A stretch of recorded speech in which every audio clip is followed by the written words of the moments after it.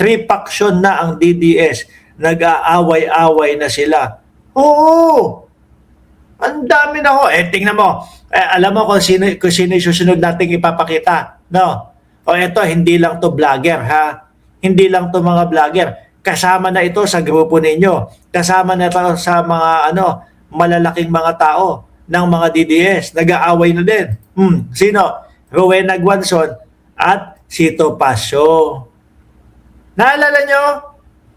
Si Topacio, ano sinasabi? Ibinubuko si Rowena Guanzon na huwag kayong magpapapaniwala dyan kasi yan din ang humaharang dati sa pagka-presidente ni Digong. O di po ba? Huwag kayong nagpapapaniwala dyan kasi minumura din yan si Sara Duterte. Sabi ni Topacio yun. Huwag kayong nagpapapaniwala dyan dahil nga kasi sinasabi din ni Rowena Guanzon na magnanakaw daw po ang vice-presidente. O biruin nyo yun. Kung ikukumpara nyo sa akin na vlogger na hindi nakasuporta kay Vice President Sara Duterte, hindi ko tinatawag na magnanakaw. Diba? Lagi nating sinasabi, humarap, magpakita. Sagutin yung mga alegasyon. Pero hanggat hindi po natatapos yung paghatol sa vice-presidente, hindi nyo ako nariringgan. Hindi nyo po ako nariringgan na sinabi kong magnanakaw ang vice-presidente. Lagi lang nasasabi ko mananatili sa utak namin na iniisip namin baka nagnakaw ang vice-presidente. Pero yung Rowena Guanzon na ngayon po nauuto yung mga DDS, mga kababayan, grabe, di ba? Alam nyo, mga DDS, ito lang masasabi ko sa inyo, no? Kung bakit nagsusumiksik dyan si Rowena Guanzon. Kasi buko na siya ng kakamping Alam na ng mga kakamping na, kumbaga, yung estilo niya, wala lang. No? Yung estilo ni Rowena Guanzon, kung saan makaka-jackpot ng upuan, silya sa politika, dudoon siya. 2 beses na sumubok yan sa pagkakongresista. Yung una, talo. Sir Archie Beroya. Yung pangalawa, talo pa din ho, mga kababayan. Di po ba? Ngayon, subukan natin. Sabihin ko, kakamping pa din ako, tapos DDS pa din ako. Kasi kapag yung DDS lang, mga boss, no? Ang boboto kay Guanzon, ang tingin ko, yung iba, hindi pa boboto siya. Wala, hindi pa din po yan kakayanin na makapasok kahit po sa Senado. Di ba, I am Batman? Mahina, mga bossing. Hindi pa din ho. No, lalo na yung mga pinakawalang salita ni Topacio versus Rowena Guanzon. Siyempre, yung ibang mga DDS, hindi naman po lagi-laging tanga yan. Hindi naman po lagi-lagi na mahina ang mga ulo niyan. Di ba? Maaalog din ho yan. Maaalog din ho yan, mga kababayan, kapag pagka narinig si Topacio. O di po ba? Silang dalawa nagbabanatan na. Tama yung sinasabi ni Boss PJ Tube. Hiwa-hiwalay na yung faction nila. Kanya-kanya nila na yung mga yan. Ito pa nga po, Attorney Ed Sharanay, sabi? Beware of Attorney Rowena Guanzon. She lost her sense of humanity. She is not only worse, but the most dangerous creation in the planet of humankind. Di ba?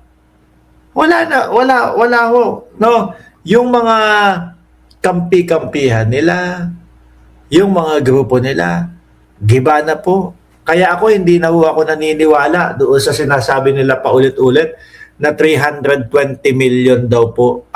Sorry.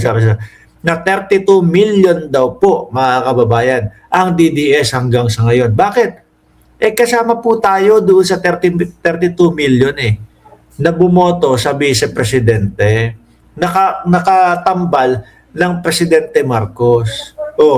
Sa dami po natin na tumalikod dahil mga nag-aantay tayo na sagutin ng vice-presidente na hanggang ngayon wala ni isang sinasagot, mga kababayan, sa mga issue sa kanya.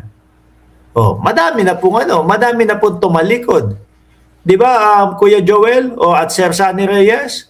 Madami na pong hindi tumatangkilik at hindi sumusuporta sa kanila. Nagsawa na po mga kababayan. Tapos dagdagan pa nung estilo ng mga Duterte, mga paninira at puro pagmumura lang at puro paninindak lang po. Lalong tatabangan ang mamamayang Pilipino sa kanila ho, mga kababayan. Oh. Oh, di po ba? Ganon, wala na. Ubus na po sila. Yun yung paperma-perma nila eh. Ilan daw ho yun? Ilan daw po ang paperma nila? 300,000 po. Oh.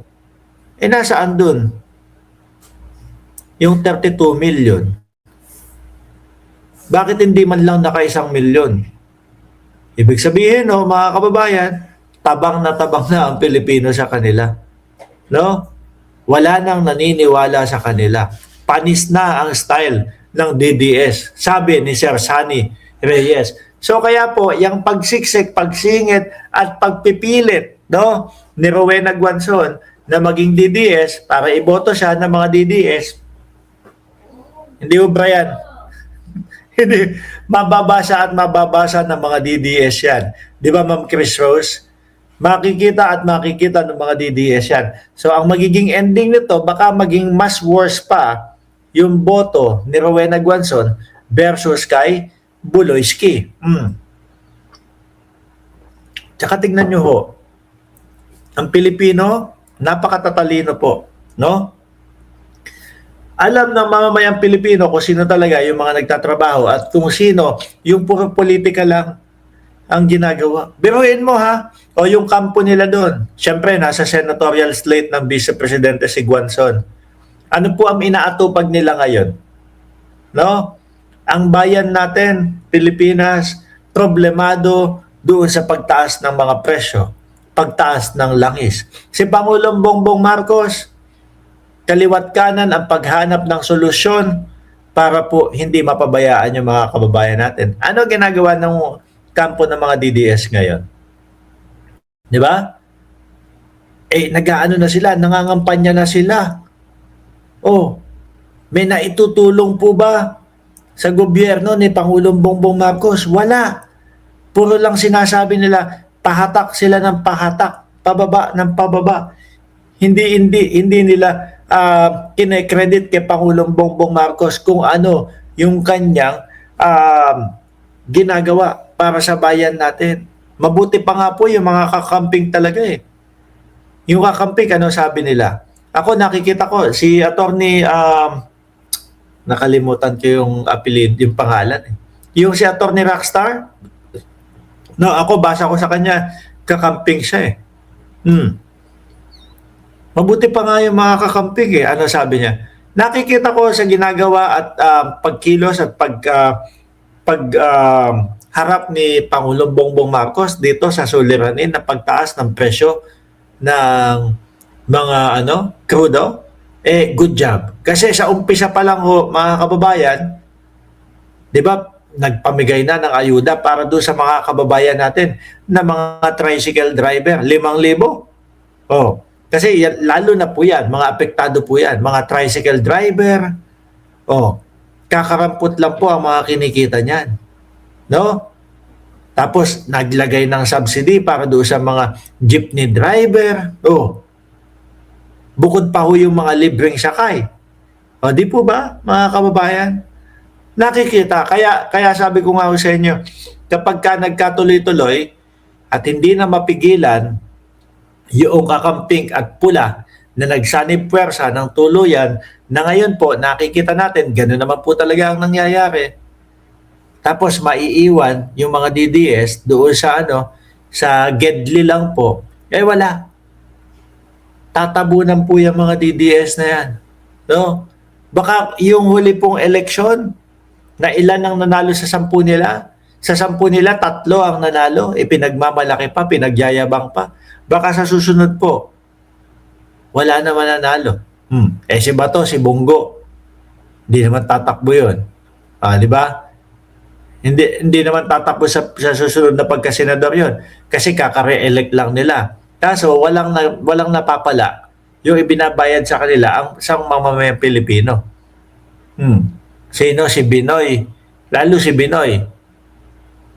Ang laki po ng mababawas na boto doon kung sakali. Kami, na mga dating bumoto sa kanya, pagpaumanhin nyo na po. Kasama, kasama po ako sa dahilan kung bakit nagkaroon ng Robin Padilla sa Senado. No? Hindi ko naman po alam na gano'n ang gagawin eh. Di ba? Sabi ni Edison Oliveros, ang kakamping 100% matatalino. Alam ang tama at mali. Panig sa kabutihan, galit sa magnanakaw. Correct, no? Para po sa akin, ang tunay na opposition po, yung mga kakamping. No? Yung mga kakamping po. Bakit? Kasi pinagpipilitan ng mga DDS na sila yung na sila yung tunay na opposition. Pero ano po ba ginagawa nila?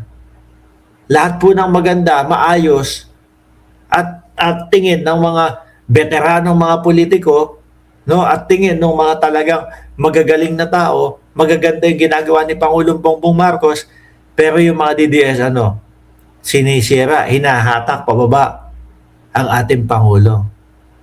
Nakita niyo ho yan? Puro paninira lang po. Kaya ang maganda na tawag sa kanila, pogosisyon. Di ba? Yung kakamping ang tunay na oposisyon. Bakit po? Although, ngayon po talagang nagjo-join force yung kakamping at pula. Kasi, ang tunay na oposisyon parehas lang ng administrasyon na gustong umangat ang buhay ng mga Pilipino